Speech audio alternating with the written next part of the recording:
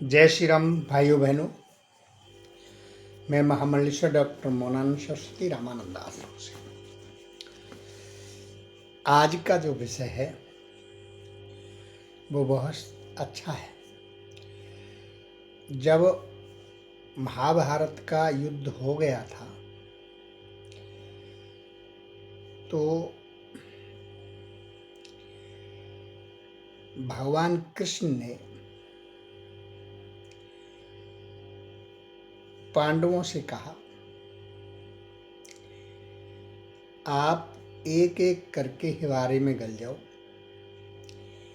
मेरे सन्मुख ये शरीर छोड़ दो तो आपके कल्याण हो जाएगा, दिव्य गति हो जाएगी। क्योंकि बहुत सारे युद्ध में प्राणी मारे गए हैं, हिंसा हुई है।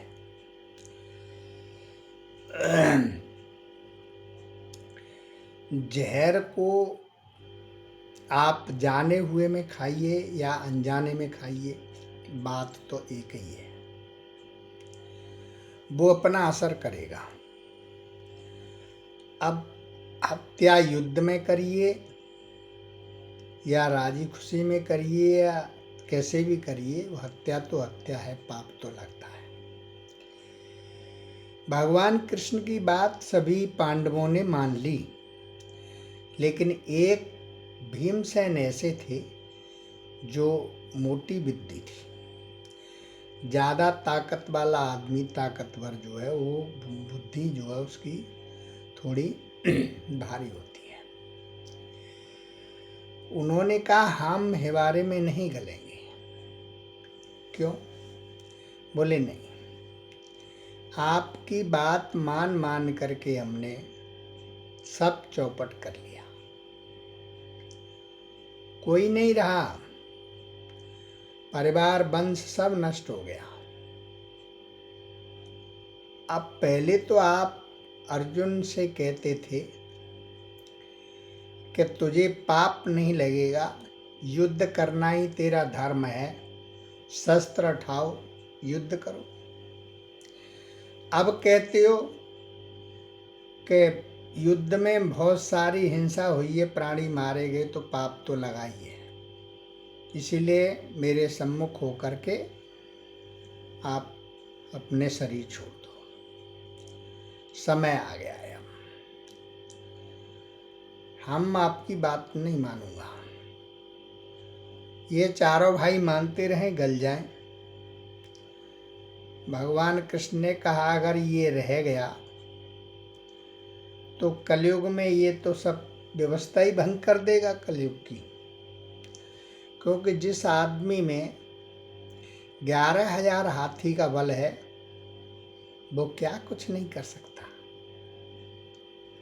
उसके सामने तो सब चींटी जैसे लगेंगे। नहीं नहीं, बोले इसको तो जरूर गलना चाहिए। भगवान ने, कृष्ण जी ने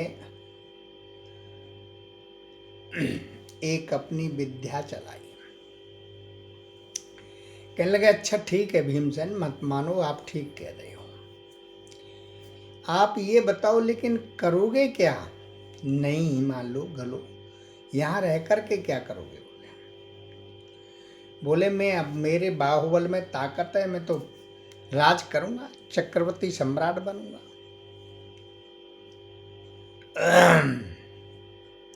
भगवान कृष्ण ने विचार किया कि ये और किसी को राजा तो बनने नहीं देगा, सारी पृथ्वी पे यही राज करेगा,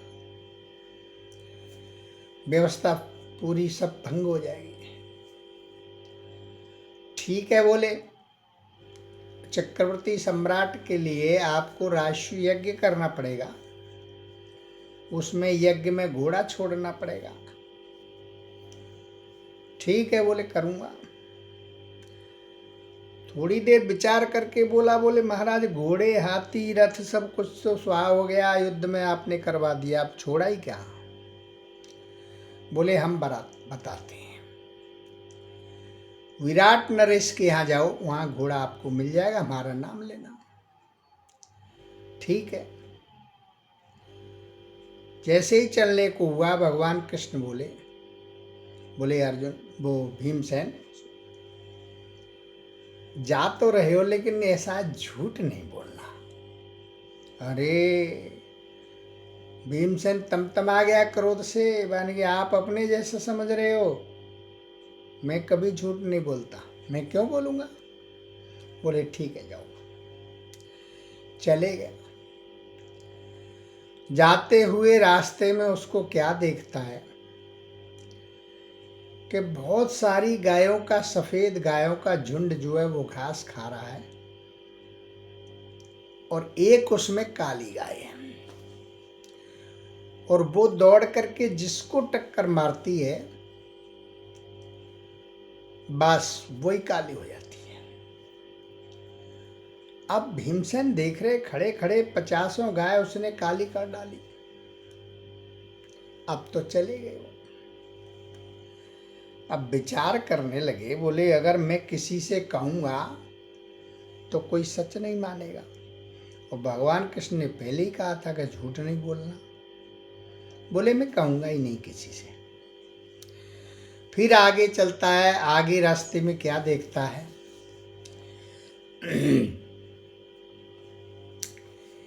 एक बहुत विशालकाय भैंसा आगे से भी घास खा रहा है और पीछे से भी घास खा रहा है।